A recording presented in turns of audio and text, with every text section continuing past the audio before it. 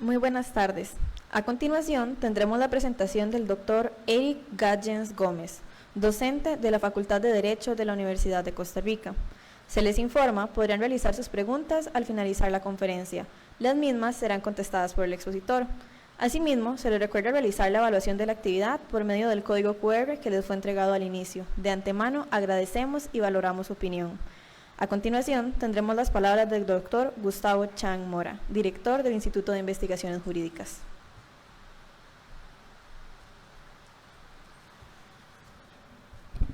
Muchísimas gracias. Buenas tardes a todas las personas que nos acompañan el día de hoy y a quienes nos observan por mecanismos de transmisión virtual, por nuestra página de Facebook, por el canal de YouTube. El Instituto de Investigaciones Jurídicas se ha empeñado en que la investigación que se desarrolla no quede única y exclusivamente dentro de las paredes de una biblioteca, no quede única y exclusivamente con un corto alcance para quienes forman parte de esta facultad. Hemos querido vincular la actividad investigativa con otros pilares fundamentales de la educación superior pública, como lo son la docencia y la acción social.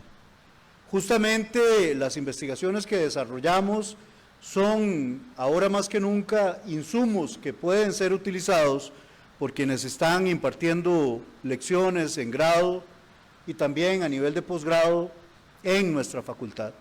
Pero además, estas investigaciones pueden ser vistas, pueden ser analizadas por toda la comunidad jurídica nacional y por todos los ciudadanos y ciudadanas de nuestro país. Esa es la idea de nuestra universidad. Una universidad de puertas abiertas cuyos conocimientos beneficien a la mayoría de personas posibles.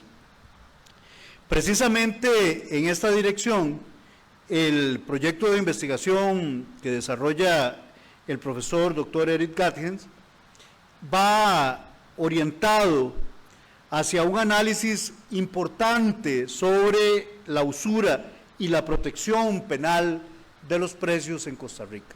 Se trata de un tema novedoso sobre el cual el profesor Gadgens Gómez ha realizado una investigación rigurosa, detallada, cuyos resultados expondrá para ustedes, para quienes nos miran, también en nuestros canales de internet, expondrá sus resultados el día de hoy.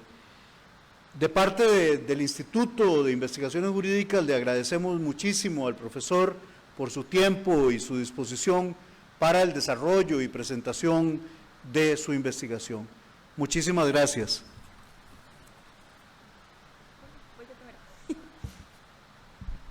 Muchísimas gracias, don Gustavo. Sin más, le cedemos la palabra al doctor Eric Gadgens Gómez, doctor en Derecho Penal de la Universidad Ludovico Maximiliano en Múnich y profesor en la Facultad de Derecho de la Universidad de Costa Rica, quien, como ya lo dijo don Gustavo, nos estará presentando su trabajo titulado Usura y Protección Penal de los Precios. El tiempo es suyo.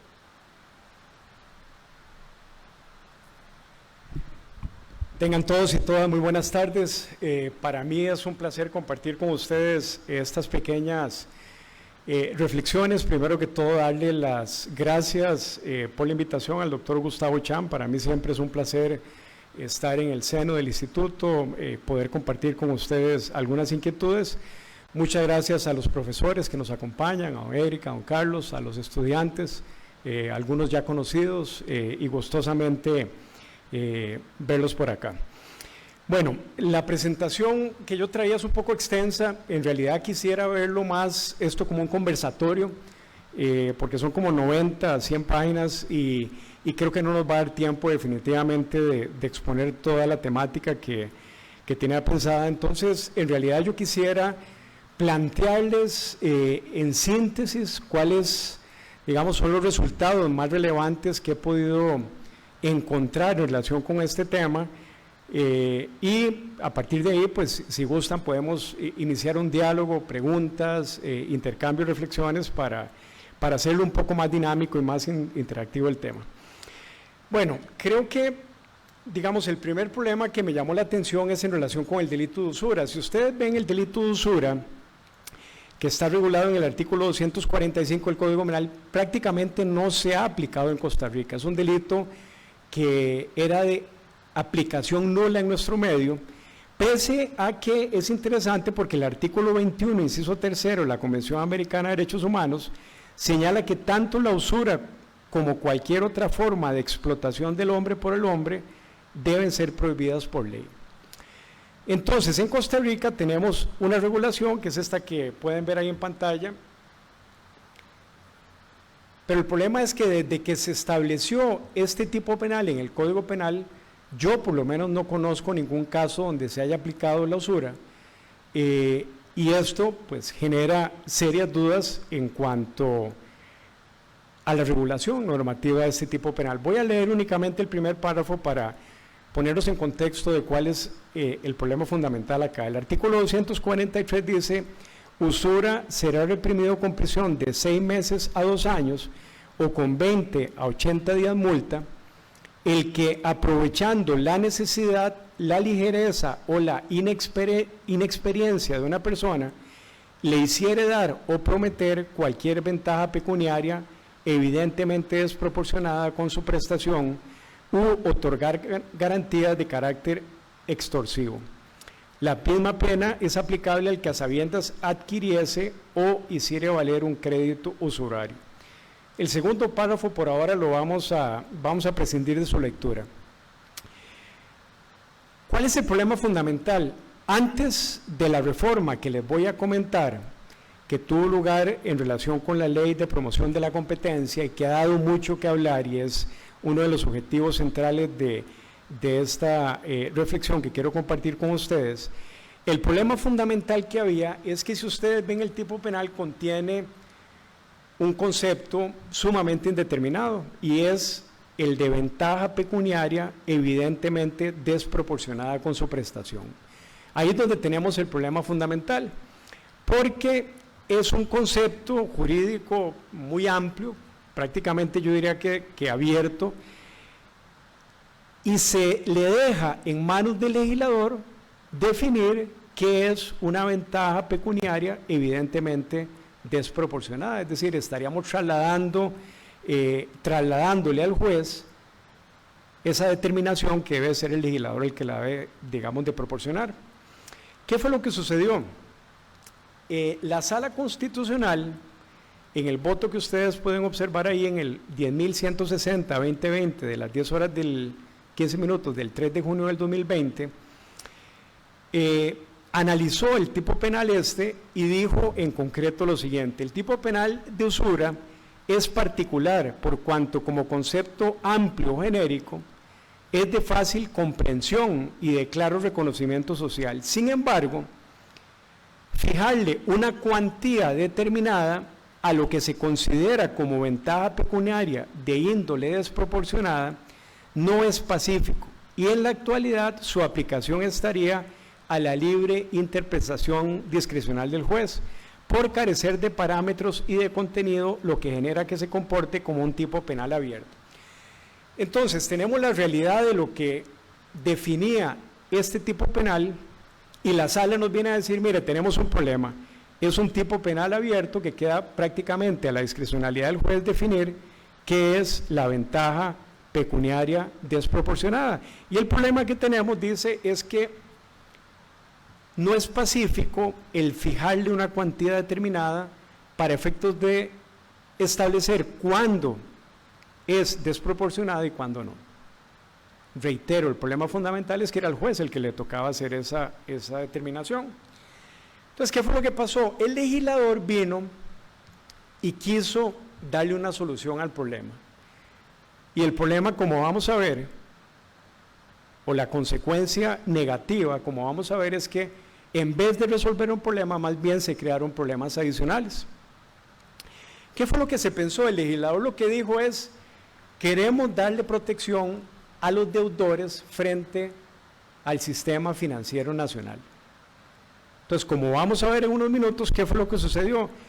Que más bien el sistema financiero nacional lo que hizo fue excluir a esos deudores como posibles clientes, se salieron del sistema formal y más bien tuvieron que ir al sistema informal, todas las casas de préstamos que conocemos, donde no hay ningún control, no hay ningún tipo de seguimiento y donde las tasas de interés son usurarias y más bien se encuentran más desprotegidos y son objeto de explotación. Entonces vean que al final, les adelanto un poco una de las conclusiones, un spoiler de lo que iba a concluir.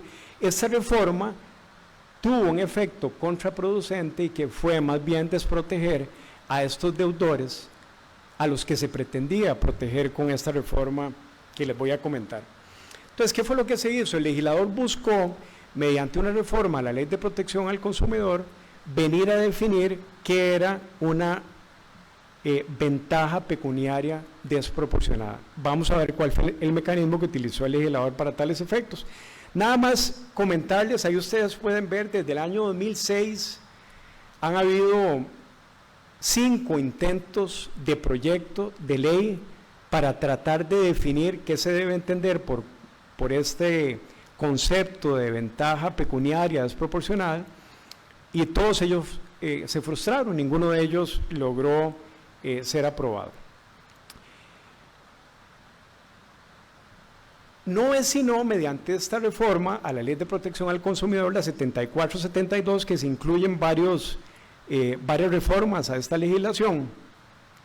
Y fundamental dentro de esto es que se establece la posibilidad de que sea el Banco Central de Costa Rica el que realice esta determinación. Es decir, es un ente completamente independiente del Poder Judicial, del Poder Legislativo, el que va a definir cuáles son las tasas máximas de todo tipo de crédito y microcrédito, y es a partir de ahí lo que va a determinar el umbral de cuándo estamos frente a una ventaja pecuniaria desproporcionada o no.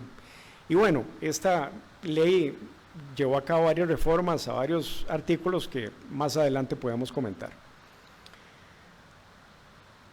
Ya la Junta Directiva del Banco Central, en la sesión 5943 del 2020, realizó la primera determinación al respecto, y ahí ustedes pueden ver cuáles fueron las tasas que estableció para todo tipo de crédito, salvo microcréditos. En colones un 37.69, dólares un 30.36, en microcréditos también, etcétera. Eso es importante porque esto redundó también en el tema de las tasas de interés que usan las tarjetas de crédito. Entonces, esta limitación de no superar un determinado porcentaje de interés aplica para todos los créditos que tengan las personas en el sistema bancario nacional, incluidas, por supuesto, las tasas de interés de las tarjetas de crédito. Bueno, ahí pueden ver, ahí hay un link en internet donde salen estas publicaciones cada 6 meses. Y entonces, aquí vale la pena preguntarse cuál es la forma más adecuada para enfrentarse a este tema de la usura. Y haciendo, digamos, un repaso rápido sobre el derecho comparado, nos vamos a encontrar de que algunas legislaciones, por ejemplo la mexicana y la argentina, recurren al derecho penal. Otras, como la mexicana, recurren al derecho civil. Y aquí la pregunta, entonces, fundamental va a ser siempre: ¿es necesario recurrir al derecho penal para regular este tipo de temas? Vean que lo que hizo el legislador fue tomar un delito que nunca se aplicó y decir, bueno, ahora vamos a definir qué es una ventaja pecuniaria y vamos a establecer que cualquier violación a ese límite que establezca el Banco Central va a ser usura. Interesante dentro de esto es que vean que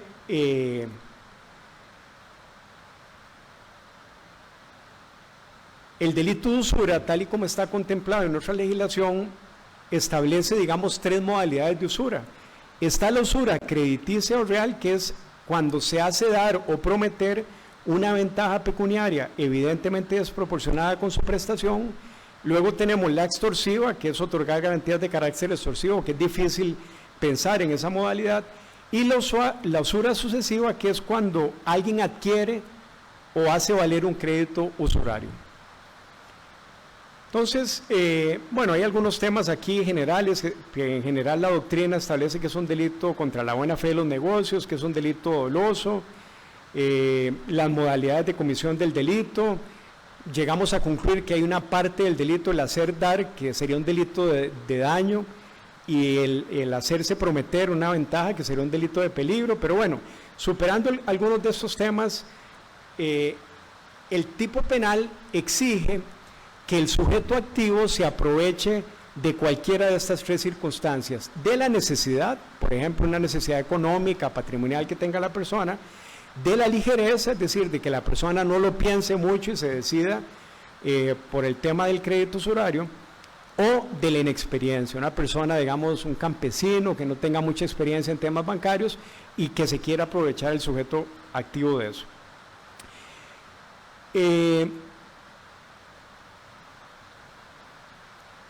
Y pasamos entonces al tema que quería llegar, y es el siguiente.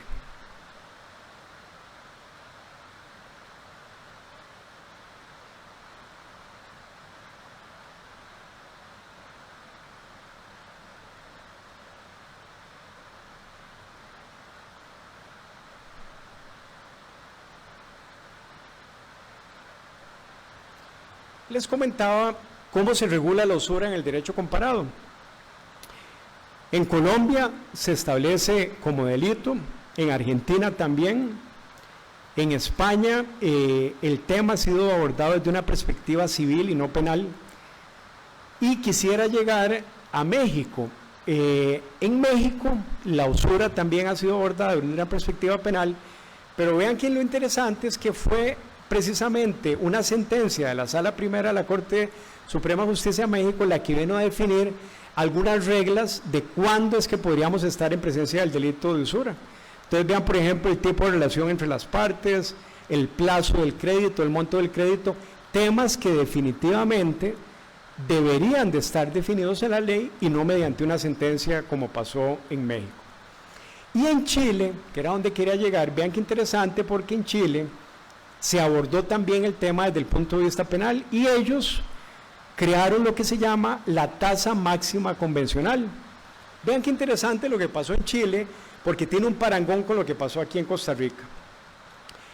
En el año 2018, esta determinación de la tasa máxima convencional generó un crecimiento en la cantidad de personas potencialmente excluidas del acceso al crédito durante los últimos 3 años, los cuales se concentraban en sectores de menores ingresos.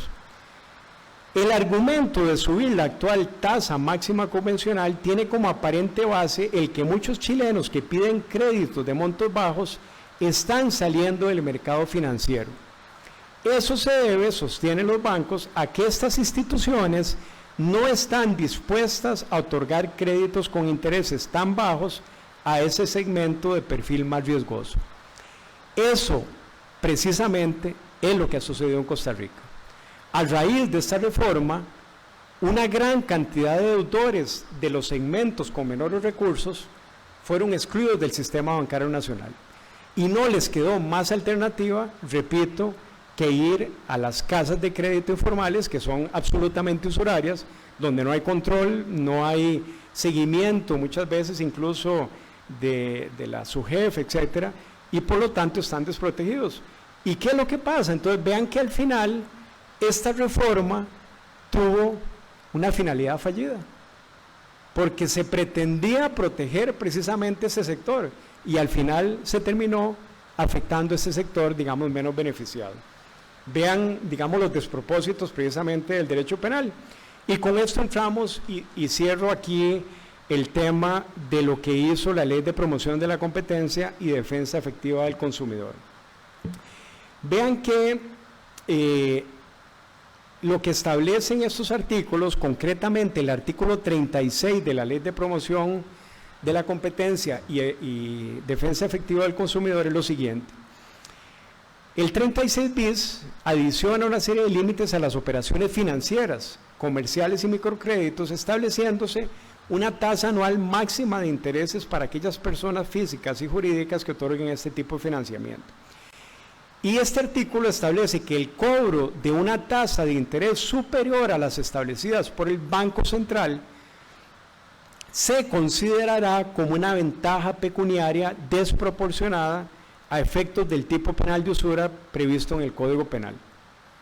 Esto, en mi criterio, y no lo veo de otra manera, establece claramente una remisión a una norma penal, una remisión a otra norma que habría que definir si es penal o no, y por lo tanto estaríamos claramente ante un tipo penal en blanco. Y pienso yo que además ante un tipo penal abierto, a pesar de que la Sala Constitucional en una consulta de constitucionalidad que se le hizo sobre esta reforma estableció que no era una norma penal abierta, en mi criterio reúne ambas condiciones, es un tipo penal en blanco y una norma penal abierta.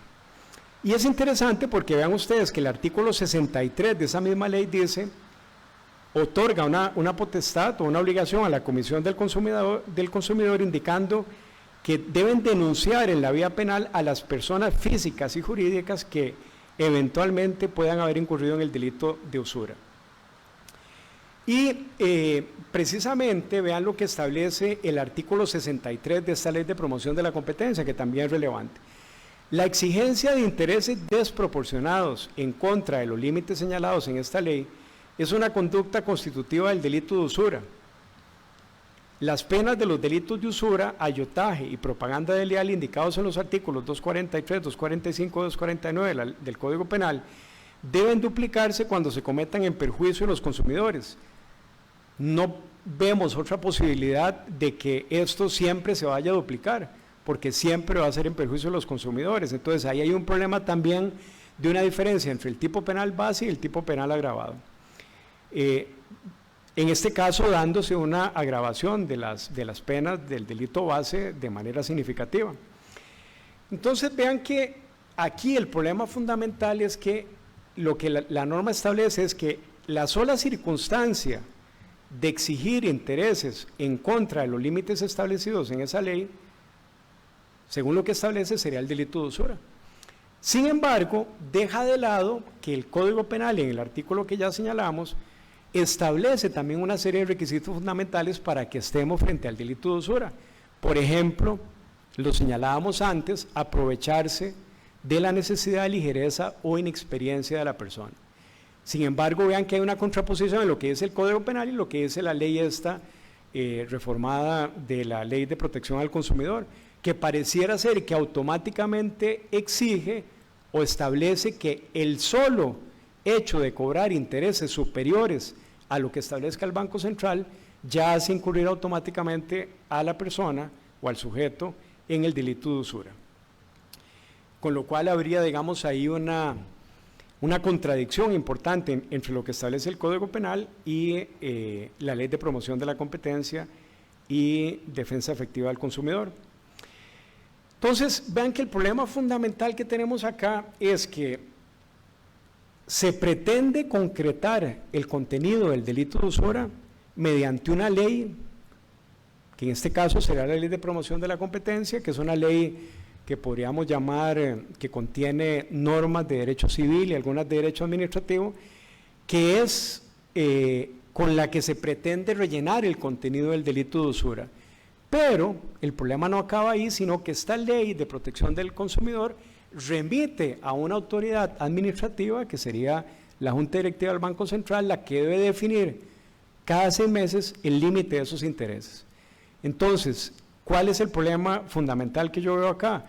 Primero, en vez de solucionar el problema, más bien la reforma lo que hizo fue crear una norma penal en blanco, fue venir a establecer un tipo penal abierto y como consecuencia, podríamos llamar, y aquí tenemos al experto en el ámbito sociológico, la consecuencia en el ámbito sociológico es que terminó excluyendo a quienes pensaba proteger, que es a los deudores, digamos, con menor capacidad de pago, lo cual, de nuevo, se trata de una paradoja del derecho penal como muchas otras que hemos podido observar los que hemos tratado de dedicarnos a este tema. Entonces,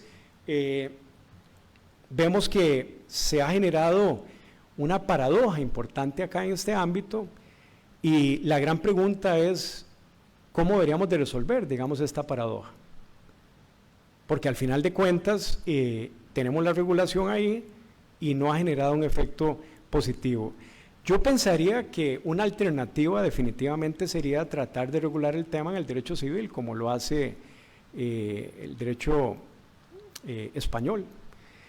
Y de nuevo, dejar de, digamos, acudir al derecho penal para regular temas que no necesariamente deberían de estar regulados en el derecho penal. Creo que en términos generales eso era un poco lo que quería compartirles. Obviamente ha habido mucha preocupación a nivel de bancos también sobre la responsabilidad, por cuanto existe una regulación ahí en la Ley de Protección al Consumidor que establece la posibilidad de sancionar también a los funcionarios bancarios, digamos, que incurran en esta conducta. Sin embargo, me parece que por estas lagunas y estos problemas que presenta la legislación, no va a ser tampoco de fácil aplicación el tema en los tribunales. No conozco tampoco ningún caso concreto donde se haya discutido la aplicación de esta norma ya con la reforma a la que hemos hecho referencia, y habrá que ver el desenlace de lo que va a suceder en ese momento. Pero bueno, eso era a grandes rasgos lo que quería comentarles. Quisiera, como les dije, no utilizar el monopolio, digamos, del micrófono para ser yo únicamente el que haga uso del mismo, y si les parece, pues que abramos una discusión acá al respecto, porque el otro tema que tiene que ver un poco con el título de la ponencia es si el derecho penal se debe hacer cargo de una regulación del tema de los precios, por ejemplo, como sucede con el delito de ayotaje, o el otro delito, digamos, que viene contemplado en esta sección del Código, pero debemos de señalar también que estos delitos nunca se han aplicado. Se ha tratado de letra muerta, porque nunca se ha aplicado. Entonces, cuando hay un delito que lleva muchos años de estar vigente y nunca se ha aplicado, uno debe preguntarse cuál es la razón de ser de eso. Es decir, ¿a qué obedece? ¿Es a una mala formulación legislativa? ¿Es porque el derecho penal no debía hacerse cargo de eso? ¿Es porque realmente no se protege un bien jurídico tutelado por el derecho penal? En fin, podrían plantearse muchas alternativas al respecto, pero lo cierto del caso es que en Costa Rica esos tres delitos nunca se han aplicado.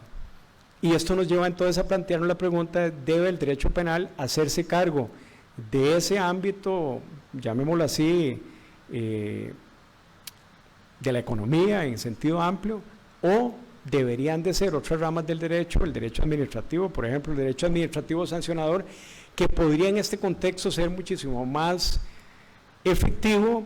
Pensemos, por ejemplo, en una eventual multa contra un banco en caso de que se superen, digamos, estas tasas definidas por el Banco Central.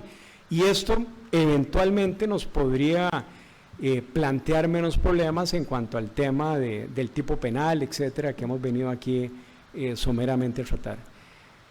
Pero bueno, no sé si tienen preguntas, comentarios. Aprovechemos este espacio de nuevo, agradecerle la presencia, porque con este aguacero y diluvio que se vive, no estar aquí presentes es todavía un esfuerzo mayor, por lo que quisiera abrir este espacio por si tienen alguna pregunta. Yo tengo una pregunta. Claro, don Gustavo, encantado de conversar y discutir con mi querido colega Gustavo Chang. Muchas gracias, Eric. Más bien tengo dos preguntas. A ver, una desde, digamos, una perspectiva o dimensión dogmática, ¿verdad? Y otra desde una dimensión sociojurídica. Digamos, Eric, no es extraño que los tipos penales contengan, aparte de elementos descriptivos, como bien sabemos, ¿verdad?, fácilmente perceptibles o comprensibles mediante los sentidos, no es extraño que contengan elementos normativos, ¿no? Y lo que estás describiendo precisamente es la presencia de un elemento normativo del tipo extremadamente complejo, ¿no? Pero al igual que sucede con cualquier elemento normativo, sucede con este. ¿A qué me refiero? Siempre los elementos normativos del tipo deben ser delimitados o rellenados por otras disciplinas del conocimiento no jurídicas. O deben ser delimitados por expertos de la materia jurídica. En este caso hay un elemento normativo para el cual necesitamos el auxilio de los economistas, ¿no? Y aquí ya nos metemos en un pantanal porque hay economistas de economistas, ¿no? Hay economistas keynesianos, hay economistas neoliberales, hay economistas que tienen una visión de economía, una visión de Estado, y otros que tendrán otra, ¿no? Y ahí es donde está, Eric, yo creo que la principal debilidad de ese elemento normativo, que si vos te aproximas a un economista keynesiano, te va a dar un contenido para el concepto, y si te aproximas a un economista neoliberal, que son los que más hay ahora, posiblemente te va a dar otra definición. Entonces, yo no me quedo con la idea de que es imposible utilizar elementos normativos, no, sí es posible. La pregunta es, ¿quién se va a meter a delimitarlo desde el auxilio de cuál disciplina de conocimiento distinta del derecho, de cuál orientación? Obviamente, quien tiene que meterse a delimitarlo es la Sala Tercera, con su jurisprudencia unificadora, o los tribunales, ¿verdad? Pero sí sería posible si hubiese el empeño de delimitar ese elemento normativo. Eso por un lado, ¿sería posible o no sería posible, Eric? Sí. Y después bueno, no sé si le entro dale, a esa. dale, Ok, dale. perfecto. No, definitivamente, Gustavo, llevas toda la razón en que prácticamente todos los tipos penales contienen elementos normativos, ¿verdad? ¿Qué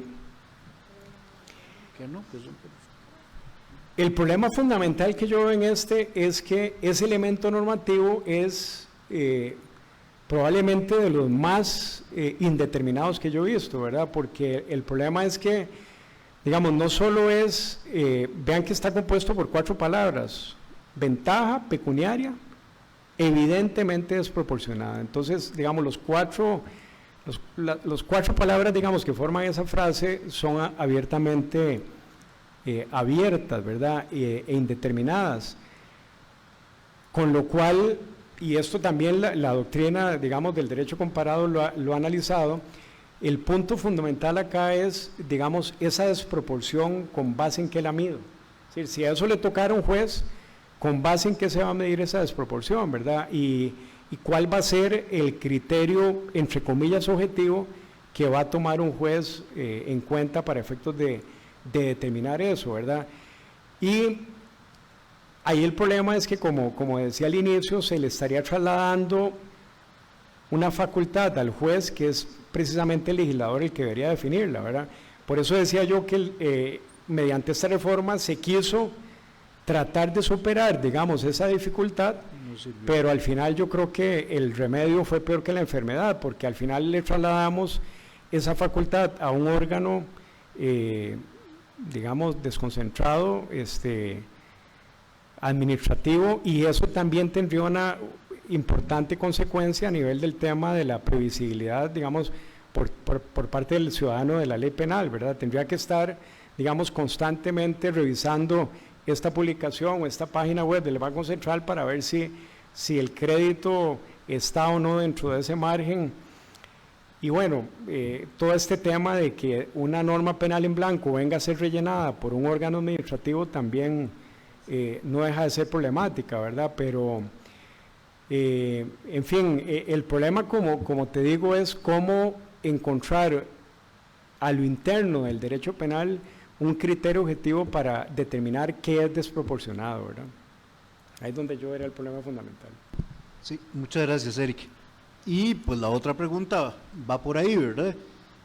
Igual, siempre que nos aproximamos a una norma, y esto lo hemos conversado muchísimas veces, Eric, y con otros estimables amigos, conviene hacer como una indagación genealógica, ¿no? O sea, históricamente en nuestro país, ¿qué fue lo que provocó que en algún momento se promulgara la norma o el tipo penal de la usura? ¿Qué provocó la reforma posterior a la que hiciste referencia?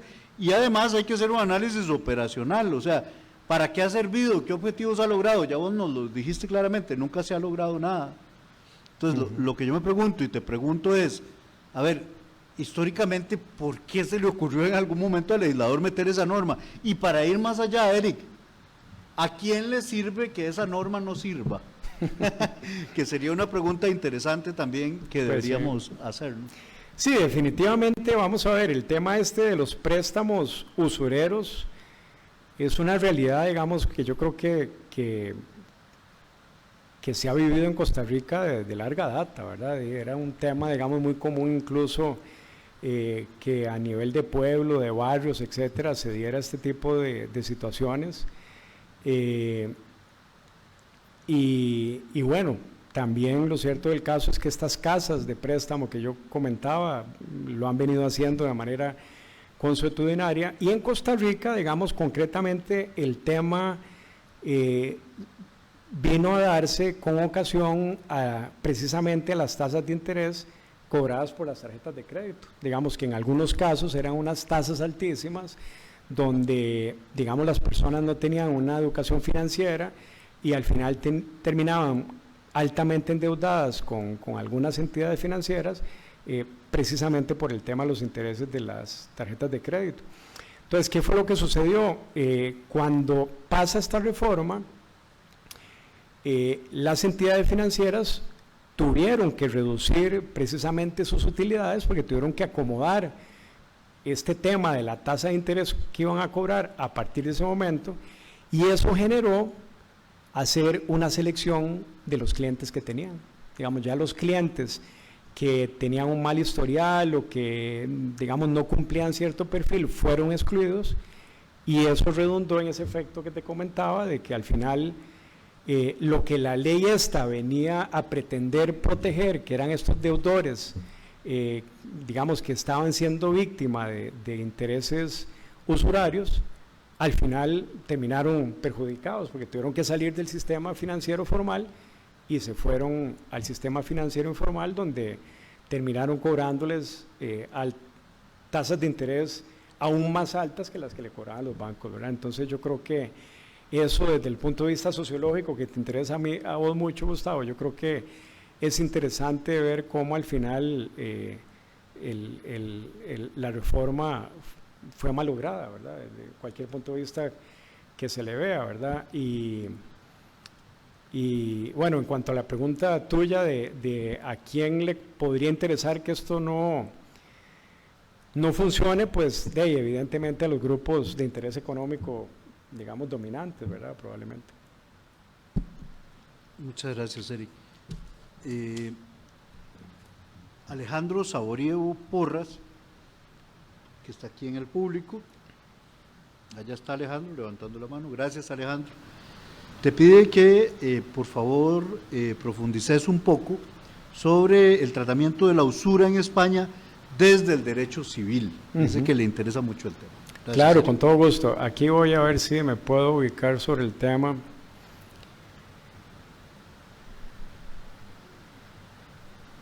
Sí, yo les decía que, digamos, una alternativa que valdría la pena preguntarse acá,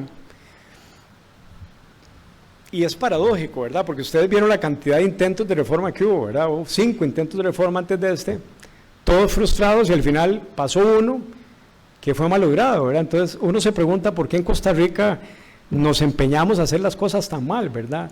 Si hemos tenido mucho tiempo para pensar y reflexionar, ¿por qué al final en el 6º intento, después de muchos años, logramos aprobar una reforma, o se logra aprobar una reforma, no me voy a incluir ahí, que al final no cumple, digamos, con la expectativa y termina siendo malograda? En España, lo que establece el artículo 1, no recuerdo ahorita, debe ser una ley especial, ahí se lo puedo precisar luego, porque no tengo aquí el dato a mano, pero dice: el artículo 1, será nulo todo contrato de préstamo en que se estipule un interés notablemente superior al normal del dinero y manifiestamente desproporcionado. Vean qué interesante, porque utiliza, digamos, términos muy similares al del delito de usura. Y manifiestamente desproporcionado con las circunstancias del caso o en condiciones tales que resulte aquel leonino, habiendo motivos para estimar que ha sido aceptado por el prestatario a causa de su situación angustiosa, de su inexperiencia o del ilimitado de sus facultades mentales. Vean qué interesante, porque al final esto nos deja ver cómo en España prácticamente la misma figura que tenemos está regulada en el derecho civil. Vean que es exactamente lo mismo, ¿verdad? Incluso habla de que el prestatario esté en una situación angustiosa, que sería la necesidad de la que habla el Código Penal, de su inexperiencia, igual que el Código Penal nuestro, o de lo limitado de sus facultades mentales. Todavía más grave, ¿verdad? Porque si se aprovechan de una persona que tiene limitadas sus facultades mentales, todavía sería más grave el tema. Dice, será igualmente nulo el contrato que se suponga recibida mayor cantidad que la verdaderamente entregada, cualesquiera que sean su entidad y circunstancias. Será también nula la renuncia del fuero propio, etc. El artículo 3 dice, declarada con arreglo a esta ley la nulidad de un contrato, el prestatario estará obligado a entregar tan solo la suma recibida y si hubiera satisfecho parte de aquella y los intereses vencidos, el prestamista devolverá al prestatario lo que, tomando en cuenta el total de lo percibido, exceda el capital prestado. Entonces vean que es interesante porque, repito, se regula el tema en el derecho civil. En un caso que analizó el Tribunal Supremo de España, se determinó que una tasa de interés del 27% de la tasa anual equivalente era usuraria, pues se trataba de un interés superior al precio normal del dinero y por lo tanto manifiestamente desproporcionado.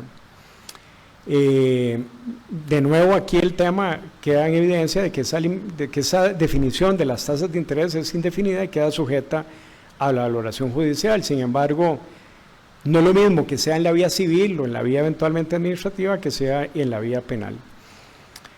Bien,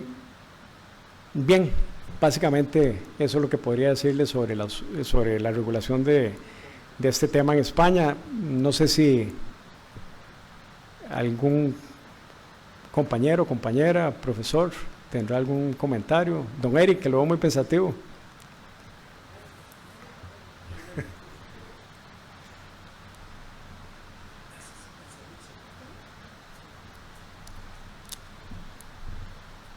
Ahí va el micrófono.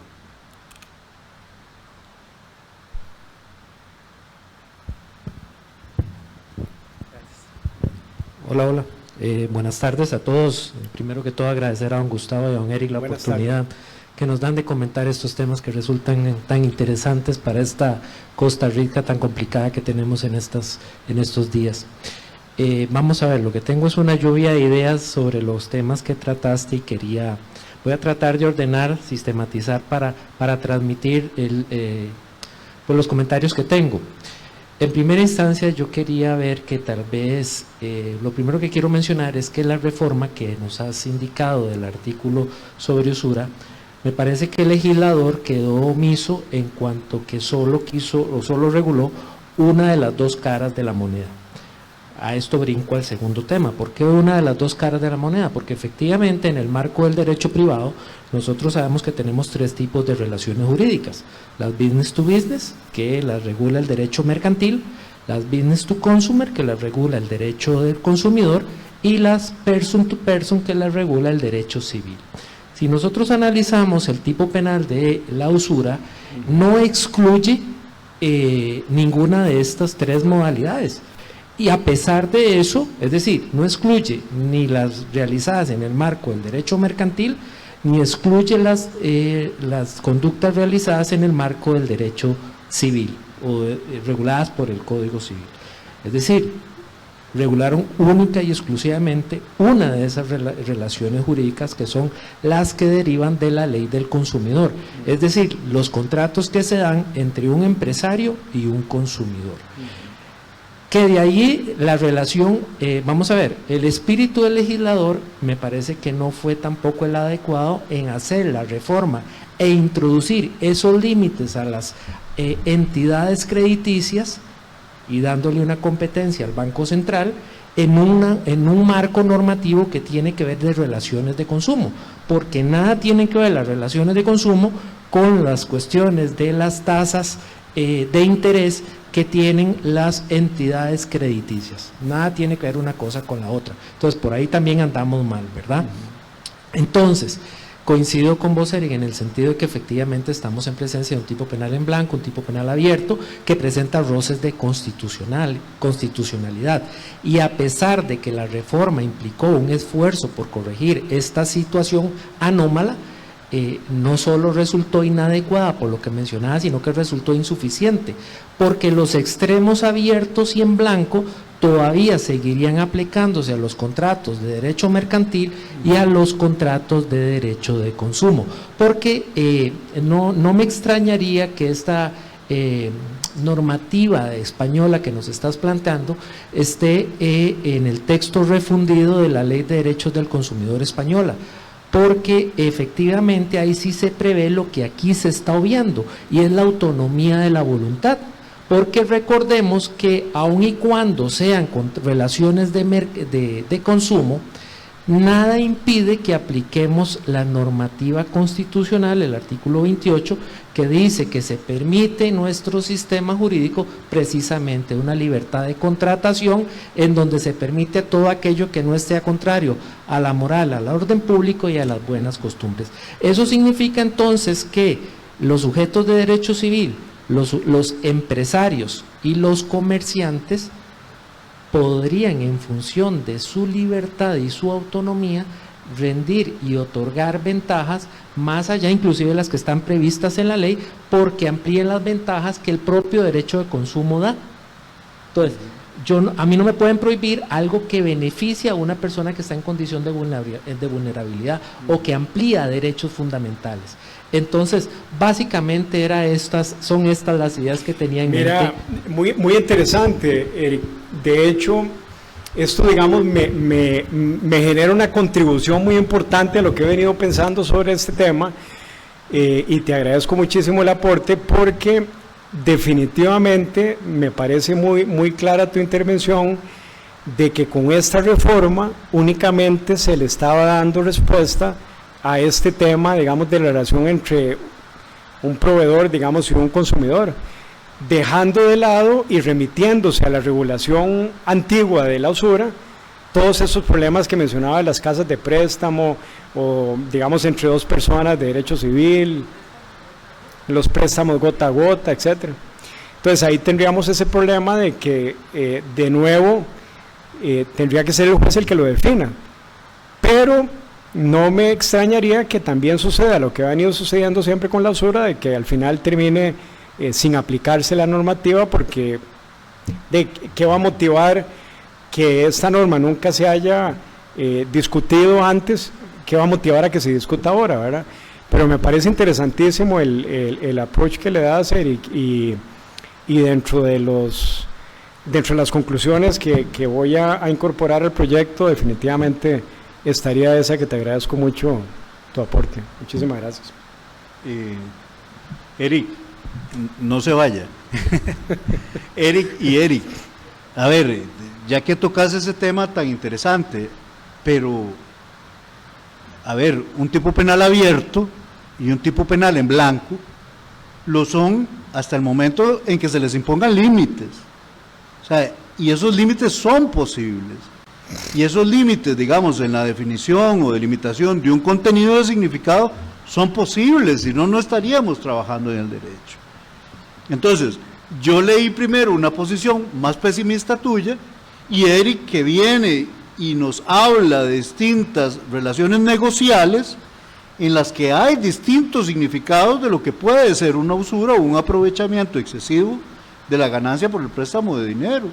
Pero ahí ya yo veo una semilla o una noción incipiente de cómo darle contenido de significado a ese concepto indeterminado, que lo es, Eric, es absolutamente abierto, ¿no? Ahora, justamente esa es la pregunta a la que nos lleva, dichosamente, tu investigación. O sea, sí, hay un tipo penal con un elemento normativo complejo. ¿Es posible o no dotarlo de un contenido de significado certero de acuerdo a los principios esenciales del derecho penal? Yo respondería que sí. Simplemente no ha existido el empeño para hacerlo, ¿no? No ha existido el empeño para dotar de contenido de significado a ese elemento normativo. O vamos a admitir para este elemento normativo, que no lo hemos hecho para todos, que es imposible dotarlo de un contenido de significado. Yo no creo eso. Bueno, interesante, Eric, porque, y Gustavo, porque ahora que mencionabas ese tema de las otras relaciones negociables que podrían estar ahí en juego, lo interesante es que, digamos, más allá de que esta fórmula utilizada por el legislador, desde mi punto de vista, sea cuestionable e inconstitucional, digamos, haciendo aparte un poco esa temática, lo interesante sería también discutir esta fórmula que el Banco Central definiría, qué impacto tendría, digamos, para la definición de la usura en esos otros ámbitos, porque coincido con vos en que lo que esté por debajo de eso, digamos, difícilmente podría uno llegar a decir que es usura, pero la pregunta es qué pasaría si, digamos, estos préstamos gota a gota cobran una tasa de interés que esté por encima, digamos, de lo que define el Banco Central. Digamos, ¿servirá eso como parámetro, digamos, de referencia para decir, no, mire, definitivamente eso es una ventaja patrimonial, digamos, desproporcional, una ventaja usurera, ¿verdad? Pero pese a eso, yo sigo siendo pesimista, digamos, en cuanto a, digamos, las objeciones que tiene ese concepto indeterminado tan amplio, digamos, porque precisamente recurriendo, digamos, a la teoría de los conceptos jurídicos indeterminados y a los autores que han aportado en eso en el ámbito alemán, aquel tema de los, digamos, de los candidatos neutros, positivos y negativos, en este caso, digamos, sería tan vago y tan indeterminado que al final va a quedar, digamos, a completa discreción del juez decidir si se va por el positivo o el negativo, ¿verdad?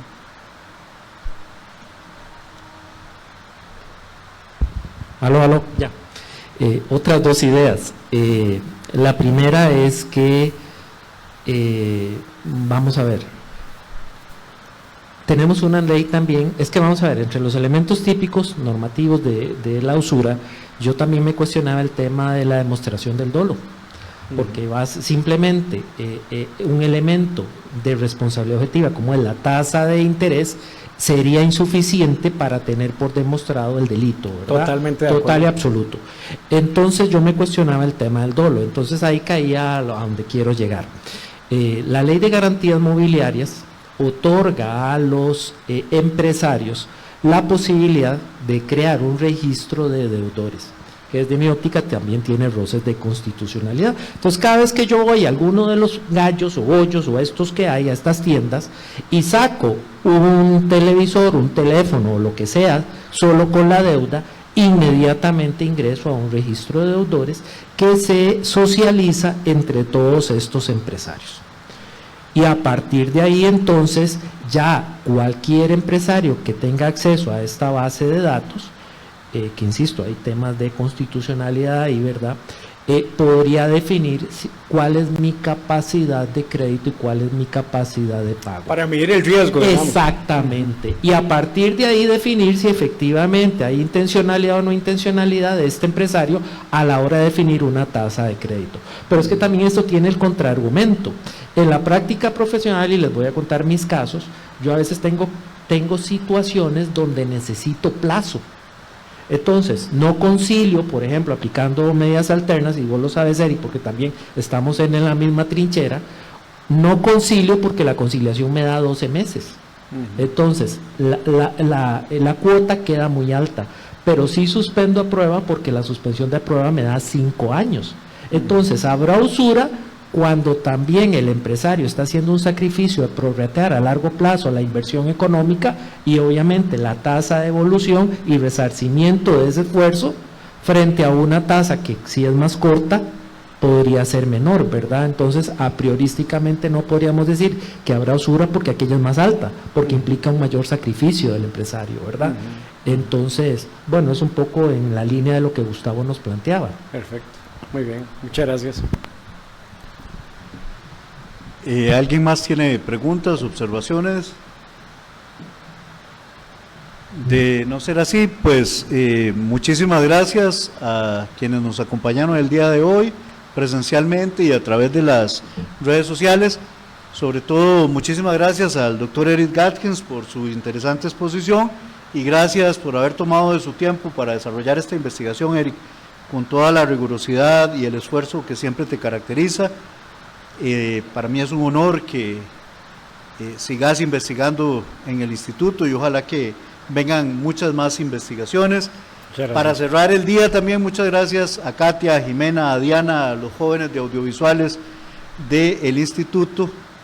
Gracias siempre por apoyarnos y que tengan muy buenas noches. Muchas gracias de nuevo, Eric. Muchas gracias.